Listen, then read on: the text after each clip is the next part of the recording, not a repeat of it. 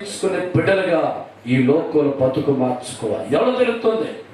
లోకంలో దేవుని కలిగి లేని వాడికి తల్లి అంటే అర్థంగా ఎగుతంతాడు. లోకంలో దేవుడి వాక్యం తెలియని వాడికి అందరికీ ప్రాణం పెట్టడం తప్ప కన్న తల్లి ఉంటారు. ఎవరికైతే దేవుడి మాట అర్థమవుతుందో, పరిశుద్ధాత్మ నమ్ముకుంటాడో, యేసు రక్తులు కడగబడతాడో, 66 పుస్తకాలు ధ్యానించే వ్యక్తిగా ఉంటాడో వాడికి అర్థమవుతుంది, నా దేవుడు తర్వాత నా తల్లిని తండ్రిని నేను గౌరవంగా చూసుకోవాలి. దేవుడి స్తోత్రం. బతికి ఉండగా పట్టడి మెట్టలేదంట, చచ్చిన తర్వాత యాటలేశాడంట. దేవుడి స్తోత్రం. ఎవరికి కావాలి ఈ యాట్లో? చుట్టాలు వచ్చి బాగా మెక్కి వెళ్ళిపోతే ఎవరు తింటారా?